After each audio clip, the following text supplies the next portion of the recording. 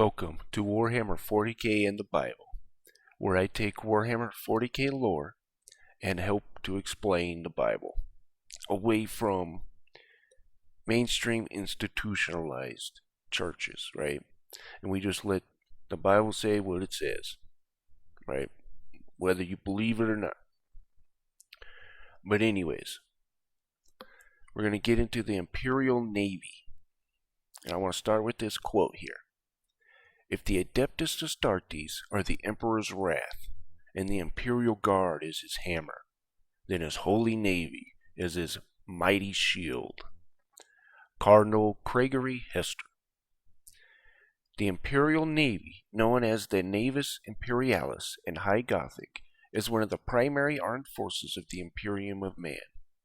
While the Astra Militarum represents the Imperium's ground forces, the Imperial Navy is responsible for the fleets of starships that maintain order between the stars and planets in the Imperium, for all space and air support provided to the infantry of the Astra Militarum through its Aeronautica Imperialis branch, and for transporting those guardsmen across the galaxy to the Imperium's myriad war zones.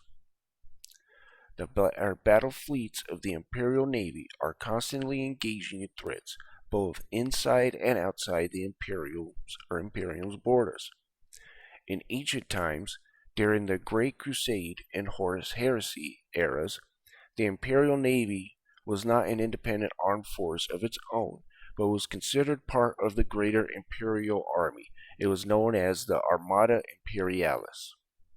Its vessels were dedicated to the defense of imperial space and strategic warp routes. This was opposed to the fleets of warships assigned to the service of the Legiones Astartes, who were used for the planetary assaults that occupied the bulk of the Great Crusade. After the horrors of Horus Heresy,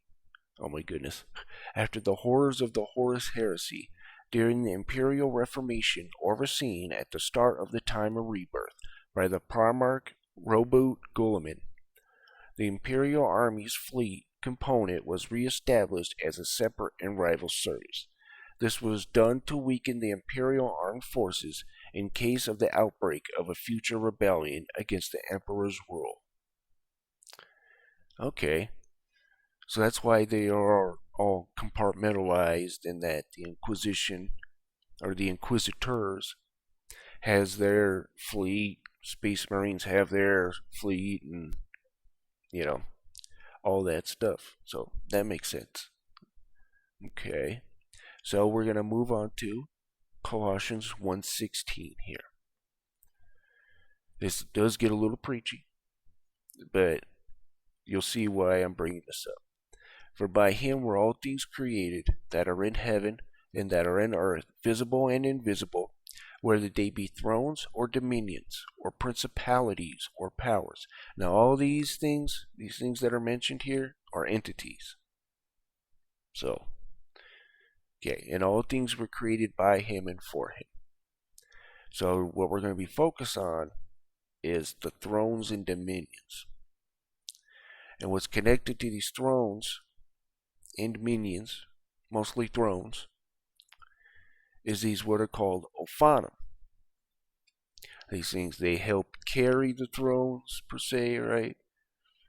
And they are that wheel within a wheel that you hear about in Ezekiel. But they're very interesting. And it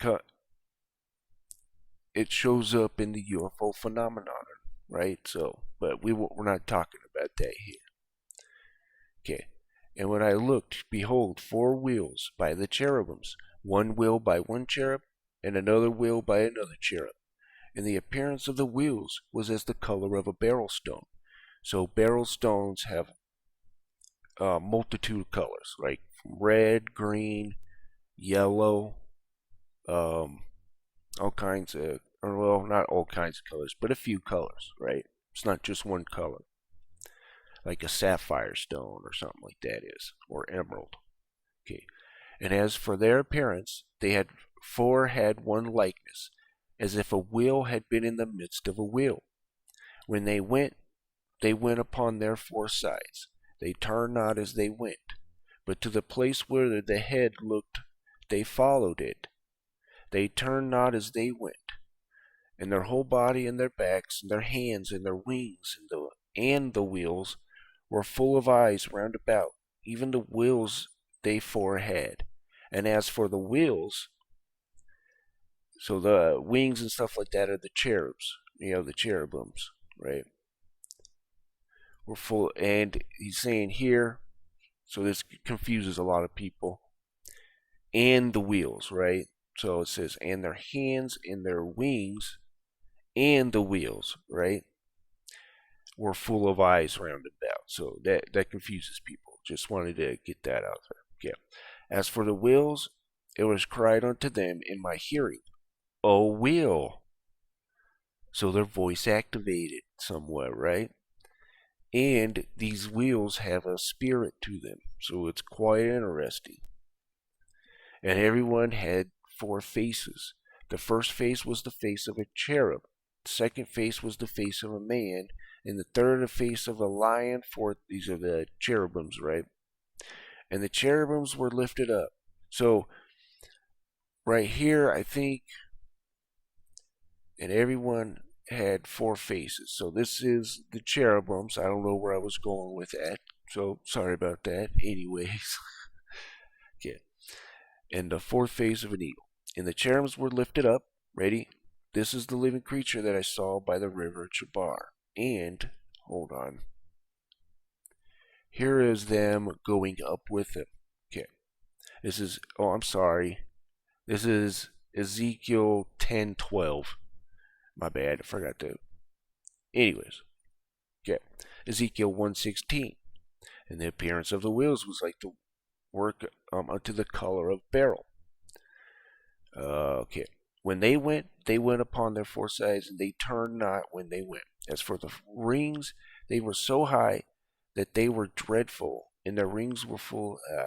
Okay. And when the living creatures went, the wheels went by them. And when the living creatures were lifted up from the earth, the wheels were lifted up. So this is almost like a organic, a drone type thing. And these also carry these thrones, right? That you see here. Right? The thrones. You see these also carrying God's throne, right? Or the throne of God, right? In the Bible. Okay. So now I want to get into the different kinds of ships here that are in the Navis Imperialis. And we'll get back to Warhammer lore. Okay. So we have the Apocalypse class, which is this guy here. Let's see, what was it mainly used for? Does it say? Hold on, it might say back here.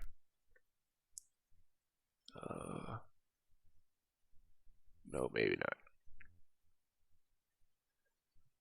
What about here? Okay. Oh well. Battleships. Apocalypse class. Okay, here we go. That's where it should. Okay. Apocalypse is widely believed to be the precursors of the Retribution class battleship. The technologies to construct multiple lance turrets on Apocalypse have been forgotten, resulting in gradually dwindling number of these ancient vessels. Some of the naval strategists believe these ships were created to deal with the threat posed by a growing number of grand cruisers and battleships from the Eye of Terror. Okay. So that's the Apocalypse class.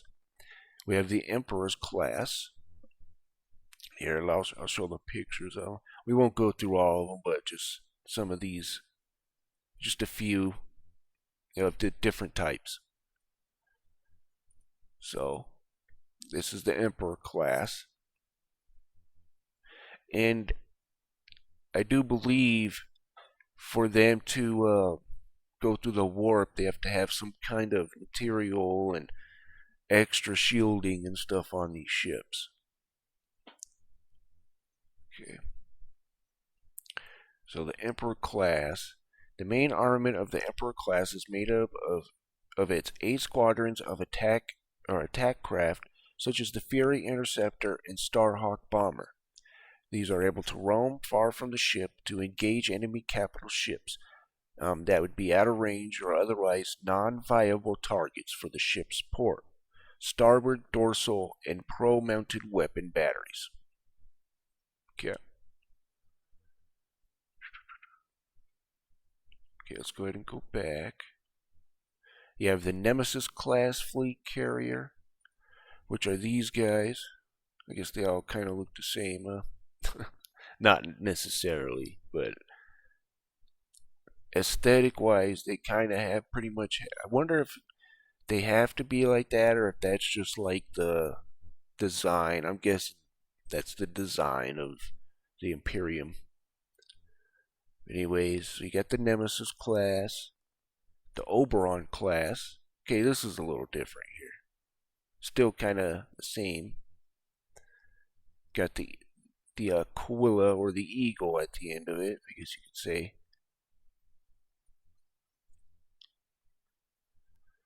Okay. The Retribution class.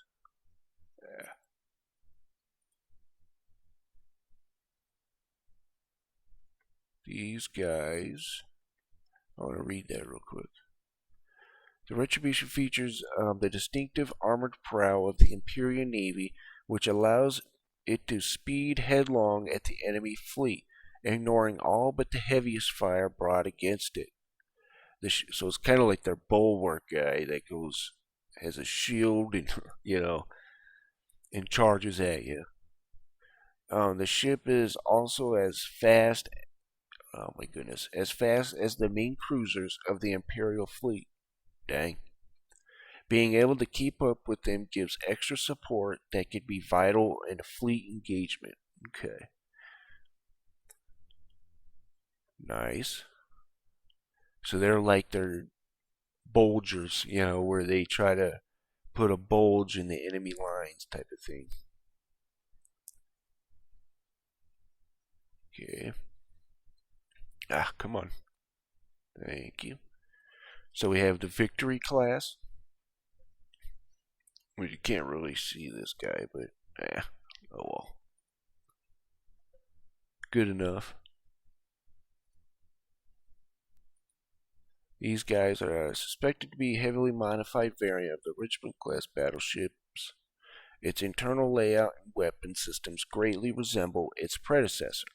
However, a key difference is the substantial level of lance systems and a Nova cannon equipped to the ship in place of Retribution-class battleships. Large amount of weapons, batteries, and torpedoes. Okay. That's the Victory class. We got the Vanquisher class. We'll go ahead and move on to the cruisers. So now these guys have a different aesthetic to them somewhat. Still the same lengthwise and all that. Okay, the Avenger Grand Cruiser.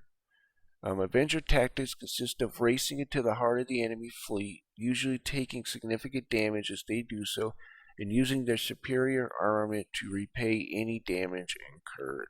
Okay. So they're kind of the same thing, right?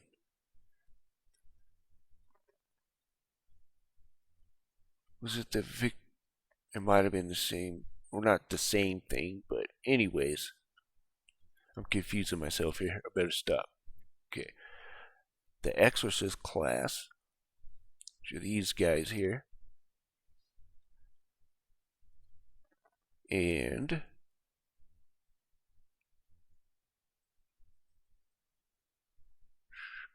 Furious class. Let me see what the Vengeance class is made up real quick. The ship has weapon batteries and 2 lances on the earth side of the ship, or each side of the ship, providing it with enough firepower to hold its own against a cruiser or a squadron of escorts. Okay. Nice. Got the Furious class. This is what they look like. It actually looks pretty cool. Ah. Okay, the Farius class.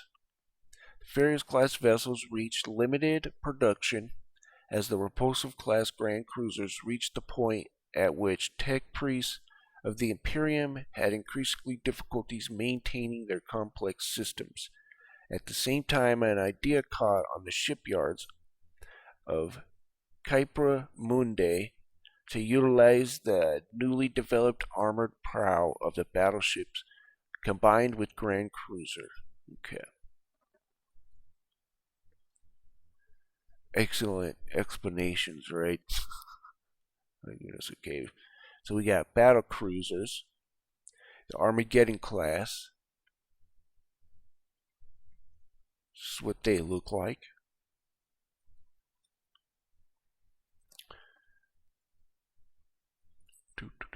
Okay, the ship has similar weapons layout to the Lunar class cruiser, with the medium-sized weapon batteries and 2 lance positions on each flank of the ship, as well as torpedoes.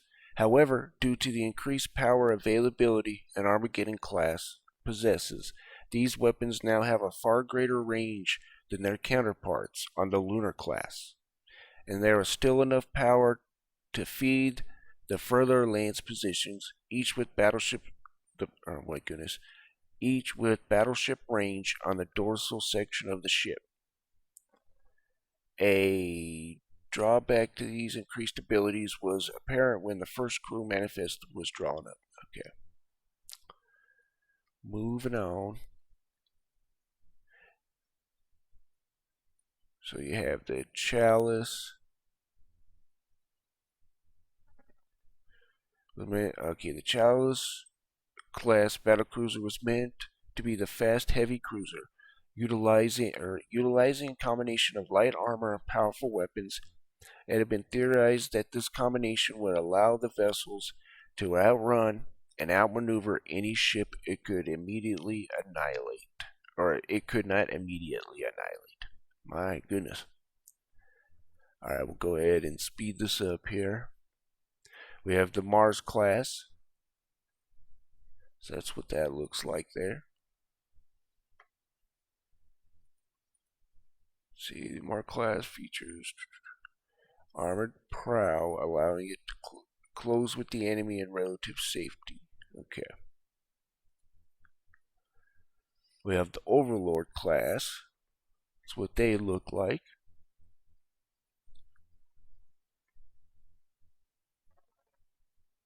Okay, the Dominion class.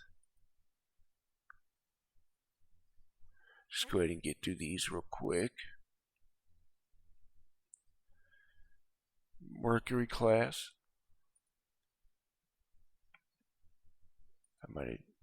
Anyways. The Long Serpent Cruiser. That's what this is called. Jovian class. If I sit here and read all of this stuff, and it'll probably take forever. There's still quite a bit here. The Jovian class, I think we just went through that. And now we have the cruisers, Ambition class. Okay. Cardinal cruiser. Can't really see that, but oh well. Dictator class. Dominator class. So you got all these ships here. You have light cruisers. You know, the Dauntless. That's what that looks like. We'll show you like different variations of them. Or not. Okay. My goodness. Sorry about that. So here's all these ships. You know, you got Enforcer class, heavy frigates,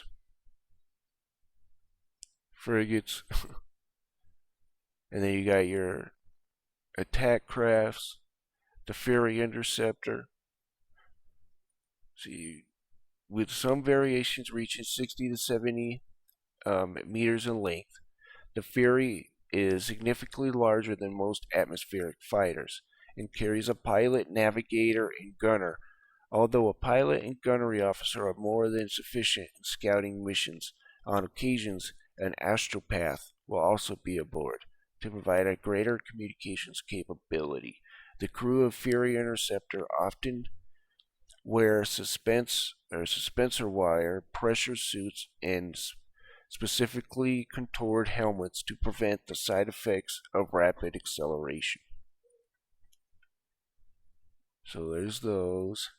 Got your transports, your armed freighter. Okay. Heavy transports. Other spacecraft. A Celestine. Oh, this is different, huh? Or a Castellan shield ship. Okay. Defense monitor. So we'll read what that one is real quick. Okay, defense monitors are dedicated Imperial defense ships designed for short-range combat. Their lance and massive weapons batteries make them a threat to ships closing in to attack a planet, but at the cost of being too slow to fight effectively in open space. Alright. So you guys get the gist here. I'm going to have to move on, or else this will take forever. So, I'm going to start with this. This is just an interesting thing from the Book of Enoch. Chapter 34. And from thence I went towards the north to the ends of the earth, and there I saw a great and glorious device at the ends of the whole earth. And here I saw 3 portals of heaven open in the heaven, and through each of them proceeded north winds. So that's interesting. So, a device that makes portals, or something to that extent. Who knows? Whatever it is. Is it a gateway or something? You know, who knows? In the Bible, it talks about the gates of heaven or the windows of heaven. Okay. Now we're going to get into the Vimanas. Now this is Sanskrit, or written in Sanskrit, or the Bhagavad Gitas, right? And these are basically flying cities, right? Is what you can call them, or you could say thrones, right? This is what the, where it says thrones and dominions and stuff, this is what it's talking about. This is a smaller scale of them, but anyways, so the Vimana. Vimanas are mythological flying palaces or chariots described in Hindu texts and Sanskrit epics. The Pushpaka Vimana of Ravana, who took it from Kubera, Rama returned it to be, returned it to be Kubera, is the most quoted example of the Vimana. Vimanas are also mentioned in Jain texts. The Vedas, the predecessors of the flying Vimanas of the Sanskrit epics, are the flying chariots employed by various gods in the Vedas. The sun, see the sun chariot. The Indra and several other Vedic deities are transported by flying wheeled chariots, pulled by animals, usually horses. The existing Rigveda versions do not mention Vimanas, but verses from RV 164 to 47 to 48, also known as the Riddle Hymn, were taken as evidence for a spacecraft by Indian philosopher and social leader Dayananda Saraswati, who believed in the infallible authority of the Vedas. and I'm not even going to attempt to read that. I don't want to butcher that, disrespect the Hindus. But you guys get the gist of this, right? Almost like flying palaces or spaceships, right? Now there's also something that's connected with the space or Warhammer 40k is the space hulks. Those are, you know, the ones that have been blown up, or not necessarily blown up, but been lost in space in the warp. They appear in and out of the warp and stuff like that too. I had it up there, but I don't. Oh yeah, that's right. It was okay. Anyways, okay. So let's get back to this. So now we're going to talk what's the, I guess you'd say, throne or a dominion, throne and dominion in the Bible, which is the New Jerusalem, right? So Revelation 21, 1 through 27. And I saw a new heaven and a new earth. Okay, that's not the one. Okay, Revelation 3:12. Him that overcometh will I make a pillar in the temple of my God, and he shall go no more out. And I will write upon him the name of my God and the name of the city of my God, which is New Jerusalem, which cometh down out of heaven from my God. And I will write upon him my new name. And right here, and Revelation 21:2. And I, John, saw the holy city, New Jerusalem, coming down from God out of heaven, prepared as a bride adorned to her husband. So it's coming down, right? So that's interesting. Okay, in the Father's house are many mansions. If it were not so, I would have told you. I go to prepare a place for you, right? The whole many mansions thing. Like a ship, kind of, right? Something to that extent. Not saying it's exactly like that, because it is coming down to the earth to stay, but it's quite interesting. Isaiah 65:18 through 19. But ye be glad and rejoice forever in which I create. For behold, I create Jerusalem a rejoicing, and her people a joy. Here we go. Okay.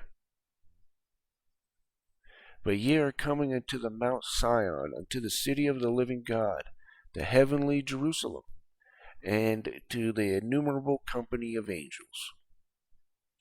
So you guys get the point there, right? Now we're going to talk about ancient nuclear warfare. So, in the Sanskrit and Bhagavad Gita's and all that, right? You have what are called, yes, okay, 6 deadly weapons used in the Mahabharata, where they told were were they today's nuclear weapons, right? This is where Oppenheimer got a lot of his inspiration. Now, there's a couple things I want to read here.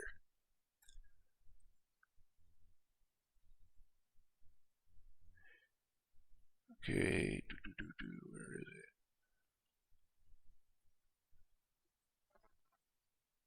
Okay, leave alone the dates. Let's focus on the topic of story Margarita. Contains the details of war between. Oh, I'm trying to find this where he makes a comment here. Okay, you might have heard the answer to this question in your school. Who was the first woman to fly from India to another country in an aircraft? You answered Kalpana Chawla. But the other person laughed and said, no, it was Mother Sita, who was kidnapped by Ravana and his Pushpaka Vamana to Lanka. And you nodded and smiled, yes. Sorry guys, hold on a second. Scientific knowledge of which our ancient Indian ancestors and texts possessed. For example, the Mahabharata, it is stated, war, Trying to find Oppenheimer. Was it this one? Yes, okay. So, he quotes this, right? Now I become death, the destroyer of worlds. The Bhagavad, Bhagavad Gita. My goodness, I can't speak today.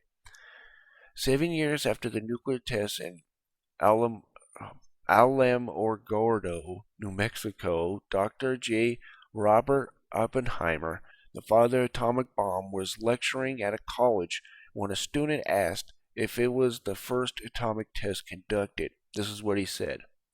Yes, in modern times, he replied. So, there's that. So, powerful weapons used in the Mahabharata.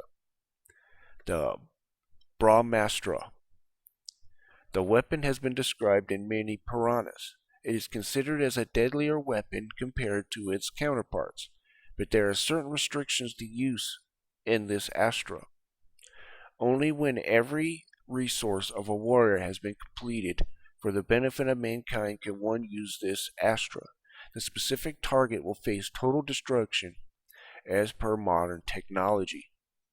This astra can be nonetheless compared to nuclear weapon. Brahmastra Astra. As per the ancient text, the weapon is assumed to be 4 times the power of the Brahmastra. In fact, it gets its name from Lord Brahma, the creator. It assumed that it holds the power of Lord Brahma's 4 heads at the tip. Interesting, but I digress. It assumed that it holds the power of Lord Brahma's at the tip. Destruction due to this weapon is similar to a hydrogen bomb or thermonuclear hydrogen bomb. So, and it talks about, can't remember if it was the Puranas or I think it's in the Vedas where it talks about the Vrishnis. And a group of people wiping out the Vrishnis with these nuclear weapons, or these weapons here. So, very interesting.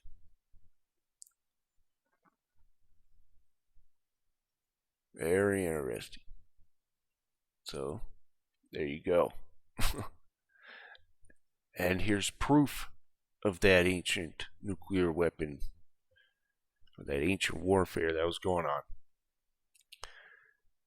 Okay, desert glass. So this evidence come not only from the Hindu verses, but also from the ample extensions of fused glass fragments scattered throughout many deserts of the world. Silicon crystals, curiously cast, resemble remarkably the same fragments found after the nuclear explosion in Alamogordo's White Sands atomic testing site. In December 1932, Patrick Clayton, a surveyor from the Egyptian Geological Survey, drove between the dunes of the Great Sand Sea, close to the Saad Plateau in Egypt. When he heard crunching under the wheels, when he examined what was causing the sound, he found great chunks of glass in the sand. The find caught the attention of geologists around the world and planted the seed for one of the biggest modern scientific enigmas. What phenomenon could be capable of raising the temperature of desert sand to at least 3,300 degrees Fahrenheit, casting it into great sheets of solid yellow-green glass? While passing through, there it is. That's what it looks like right there. That's the green yellow glass right there.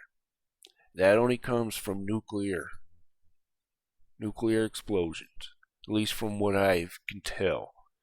If there's something else out there where this comes from, I'll be glad to hear it. But from what I've seen, this is what it comes from, is a nuclear explosion. So we are going to end it with that. I hope you guys enjoyed yourselves and you guys got some different takes, I guess you could say, right? In that how there's pieces to the puzzle that everybody has a piece to the puzzle, and there's truth in everything, right? We just gotta put it together, but we can't do that if we all hate each other and disagree, and yeah, or not disagree, but we dislike people who disagree with us, right? I mean, we all have different ideas, right? But you got to come together on the foundation. That's what Warhammer is good for, right? Is to have that foundation where we don't care about the politics, we just care about the lore of Warhammer, right? And the tabletop game and playing with friends. Sure, we never used to care about what political party you're a part of. But anyways, thank you guys for watching, and you guys have a wonderful day.